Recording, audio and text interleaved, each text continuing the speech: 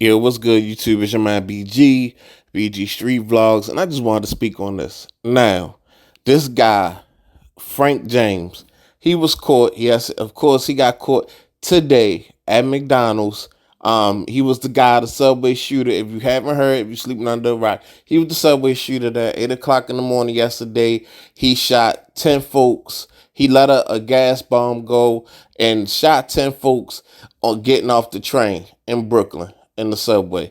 So my thing is, if you go, he had a YouTube channel, Prophet 88, something like that, Prophet 88 or whatever. He had a YouTube channel, and I looked at some of his videos. This man was ranting the whole time. He was ranting very aggressively. He was against the establishment, against the government, and he felt like the mental health services that he sought out made him worse than what he was before. So obviously, if this man feels like this doesn't mean he's not on his medication. So this country, the funny thing about a lot of these politicians, they want to politicize situations like this and make it about the gun. Now, of course, at the end of the day, we can't stop guns. Like, there's so many guns out there. If they stop making guns tomorrow, you could still get your hands on a gun if you wanted to. But they will not address the mental health aspect of the situation that just happened, which it just frustrates me. They rarely address the mental health issue because these politicians, these people that's making these statements, the police, it's not even a police issue. It's a social worker issue. It's a psychologist issue. We have a lot of people in positions that are meant to help people, and they really, at heart, they don't want to help anyone. So of course, we're gonna have situations like this where somebody will already have a chip on their shoulder, combined with a mental illness, can go get a gun and cause all kind of havoc. Because at the end of the day, if it was cameras in the subway, people talk about, oh, it wasn't cameras.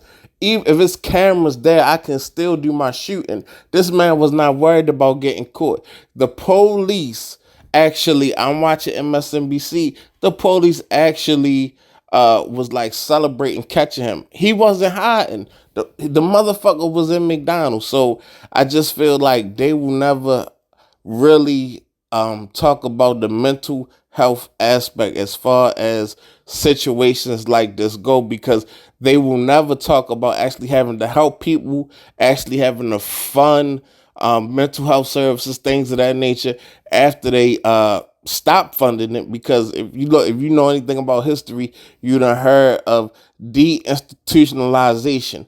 So Google that and you'll hear all about history, how they closed down all the mental health type places that help people. They shut all that down. So it's really a mental health issue.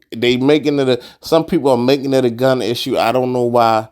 It ain't like he had a semi-auto, a gun that it's hard to come by. Like he had an AK.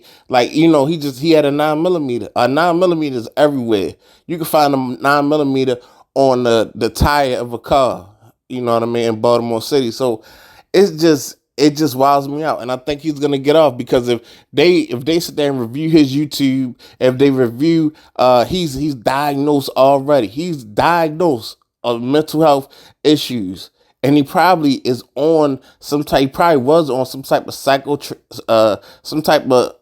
psychotropic medication, and he probably stopped taking it. So once you stop taking it, of course, he probably goes into some type of mental health crisis. He's a dude probably in a mental health crisis. Of course, I believe that his feelings are authentic towards the government and the hate and the aggressiveness, but at the same time, it's a mental health issue mixed in with that. And he was probably failed on so many levels. People, counselors, social workers, things of that nature, they don't follow up on people like this. He's been incarcerated. So and when you're incarcerated, I'm sure they document your mental illness, because they have to deal with you on the day. And I'm sure when he was in prison or he was in jail, he was getting his meds. So when they don't follow up, when you got a country like America that don't follow up with people that no, they don't have a system. They take all these taxes, but don't have a system to follow up with people that have mental health issues on the street.